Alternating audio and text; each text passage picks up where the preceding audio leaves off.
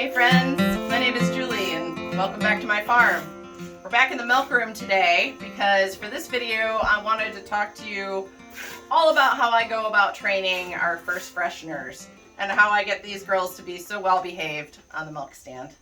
So when you're training a doe to be milked, or really when you're working with a goat at all, the most important thing is to establish and maintain a good routine. By doing that, you are setting expectations for the goat, and then when you follow through, that builds trust. It's basically doing what you said you were gonna do. And goats will settle into a routine very well. And for us, this philosophy has been super helpful in everything we do with these guys.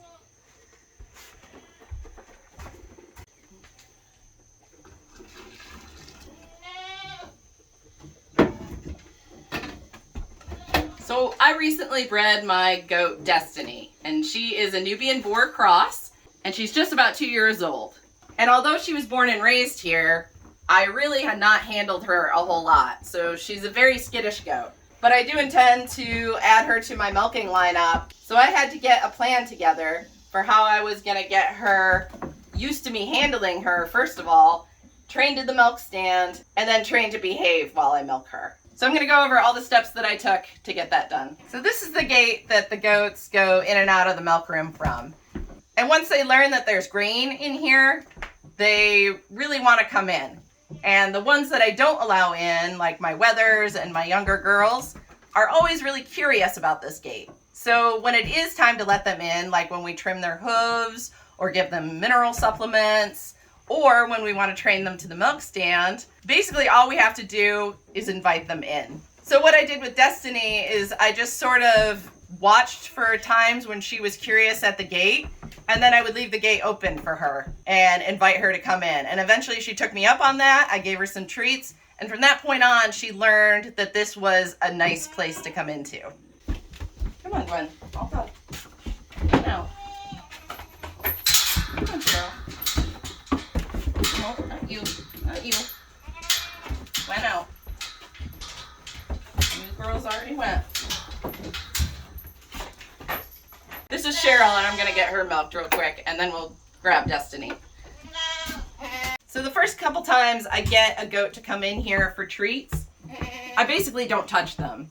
I just let them eat from there, and then when they're done, they're gonna wanna leave, and I let them right out. I don't want them to feel like they're trapped in here, or it's a trick of any sort, those first few times they come in. Again, this whole process is all about building trust. Once I've got a goat willingly coming in and out of the milk room and hopping up on this milk stand to get treats, I'll eventually start locking their head in the head gate and just let them feel that out and get used to it. They usually don't mind too much as long as there's food available, and I don't leave them in there too long. And then every time they're coming in to eat, I'm going to be touching the goat as much as she'll allow me. And you can tell if a goat gets nervous, they'll stop eating, they'll try to get out. So at first it'll just be a lot of like gentle smoothing of the coat. Just getting her used to having my hands on her. And then eventually I'll go to sitting next to them, like I am now with Cheryl here, because this is the position that I milk them. I'll let them get used to feeling my head and my shoulder against their body.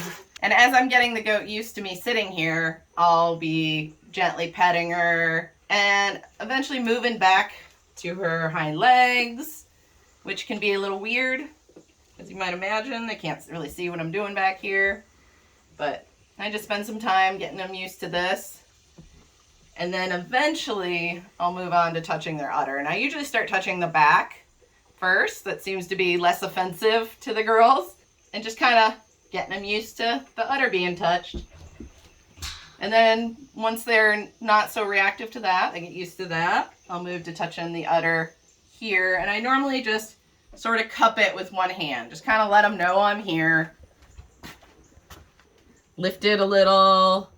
I can move my hand around a little. Just getting them used to that sensation. And I'll usually do this for a few days. And then once they're good with that, I'll move on to putting my hands in the milking position on both sides. Maybe even some gentle squeezes, not really milking anything out. Of course, while I'm doing this, the animal is pregnant, so I really don't want to squeeze any milk out, because you really want to set this groundwork in the few months before she has her baby. And that's what I did with Destiny. Cheryl here is a seasoned pro and she's just been milked out, so she could care less what I'm doing back here. But I had to set the same sort of groundwork with her about 2 years ago. My big boy, you don't come in. Watch out, ladies.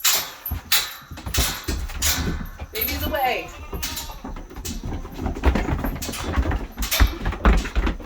Baby's away. Come on. Baby's out. Nope.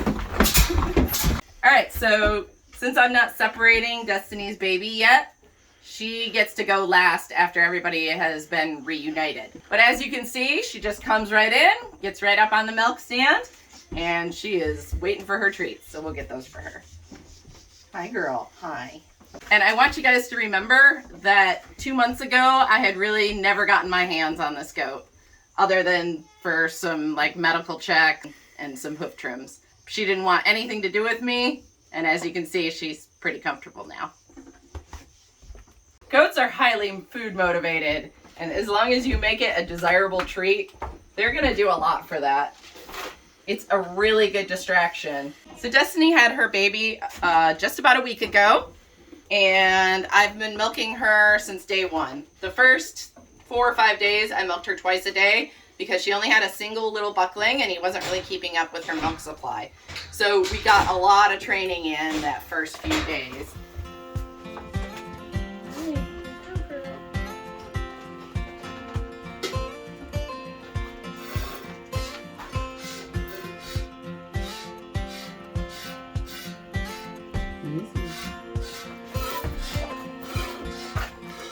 Girl.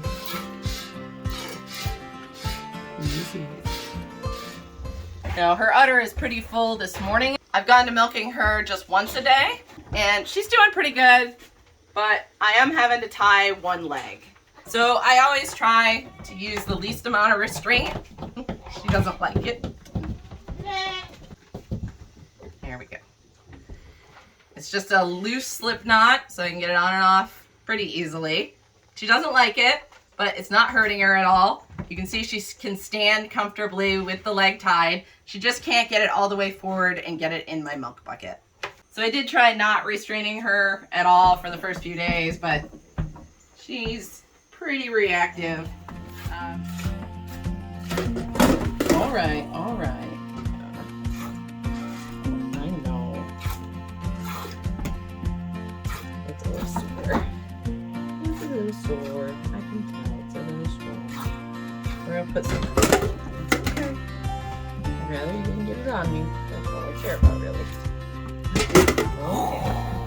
All right. She does kick with both feet, but it's like 90% this one foot. So I'm only tying that one. I'm pretty good at deflecting kicks by now. I am milking 9 does every morning. We're actually adding a goat tonight. So it'll be 10 starting tomorrow. So yeah, you could say I'm getting my hours in on milking goats. I don't think any of them really like the cleaning process. Goats don't like to be wet, and their udders are particularly sensitive, but they get used to it. And she has kept eating the whole time, so she's really not that bothered by what I'm doing. And I find when I first start milking, because they're sensitive, the slower I go, the better she is. And you can see she's not really kicking that much. She's shifting her weight, she's thinking about kicking, but really being a good girl. So then I will try to speed things up a little bit. And as I relieve a little bit of that pressure, she'll become a little less sensitive, less sore. Also, it mimics nursing, which, you know, makes them feel good. And then she's been real good about allowing me to massage it because it's full and tight. And again, that feels good. She's doing awesome today. Most of my goats I've had to use some kind of leg restraint, either in the first season or sometimes even a seasoned goat that I've milked for a couple years, like Sabrina. That first week or two that I put her back on the milk stand, I'll have to tie her legs or use hobbles. Both of these are good strategies. I have seen people tie this leg back so far that the leg stays elevated the whole time. In extreme cases, like if you have a goat that bunny kicks You can also tie both legs, of course, but if you're going to do that, I would recommend getting the hobbles. They're a really useful tool. So if you do have a goat that likes to kick while you're milking her, there are a few things that are important to remember. Don't let the kicking interrupt your milking. Just try to carry on as best you can. While I'm milking, I'm really not watching what my hands are doing. I'm watching what their back feet are doing.